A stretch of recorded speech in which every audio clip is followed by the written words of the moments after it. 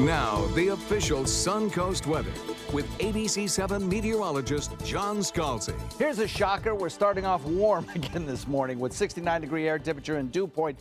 Pretty close to it, not as close as it is in some locations where it's slightly cooler. The fog has formed. And some of it is dense in some locations, especially as you head along the coastline further to the south. We have some reports of some thicker fog there between Venice and Inglewood. 93% relative humidity, south-southeast wind coming in at 6 right now. Across the region, temperatures are generally pretty uniform, coming in around the 70-degree mark, give or take. 69 degrees in Wauchula, Arcadia, Mayaca, Parrish, Bradenton, Lakewood Ranch, Sarasota. 71 degrees in Northport, Punta Gorda, Inglewood, Venice, and Longboat Key. We have a couple of systems that are moving through the deep south right now. One, of course, the one that unfortunately resulted in fatalities in the deep south. That one is now exiting the state of Florida, and it has produced some severe weather already this morning. In fact, there are special statements out for the southern Jacksonville area for gusty winds. We had some rotation earlier on this morning in Gilchrist County and the possibility of a tornado there, and also some special marine warnings for areas around Cape San Blas.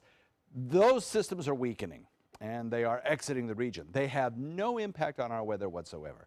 They are part of a system, however, that will perhaps bring some, well, more pleasant weather for some folks, I think, and for other folks, they'll have to say goodbye, at least temporarily, to above average temperatures. We'll talk about that in a second. Right now, quiet across our area on radar. A few scattered showers over on the other coast. North of us, as I mentioned, there are some big storms in progress, but if you remove the radar echoes and concentrate only on the lightning strikes, I think what you'll notice is the intensity of these storms has been decreasing over the course of the last couple hours, and I think that trend will continue as they exit off the Atlantic coast.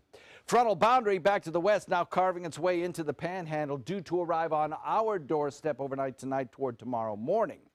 When that comes through, that'll shift our winds around, and that front will draw down some drier, cooler air. It's one of two fronts that will kind of reinforce that cooler air over our area over the next 36 hours or so. The first one, as I mentioned, comes through early tomorrow morning. The next one comes through Wednesday night.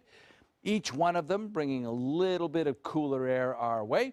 Both of them significant because they will finally knock down our temperatures to about average for this time of year. Then on Saturday, another front. That one is going to be more potent. That one is definitely going to bring some colder air our way. Warm afternoon. A shower overnight toward dawn tomorrow morning, and then cooler tomorrow by about 4 or 5 degrees. That'll carry you through the next 24. Watch the cold air sink southward. That's the Saturday front I was talking about. That one will bring some significantly cooler air to parts of the United States. Right now, the northern plains and the Rockies are seeing anywhere from a 20 to 30 degree below average temperature in that area this morning. And all of that is pooling and draining southward, so our temperatures about to change dramatically over the weekend. Rainfall futurecast doesn't show much in the way of rainfall today. Tonight, maybe a few scattered showers around. Wednesday, perhaps the same with that next front coming through. Then we clear out for a few days, and then on Saturday with that cold front that I talked about, they'll have a chance of showers around our region with that one as well. In fact, a pretty good chance. We'll watch a south wind coming in at about 10 knots today, switching to the southwest. Now look at the extended range forecast.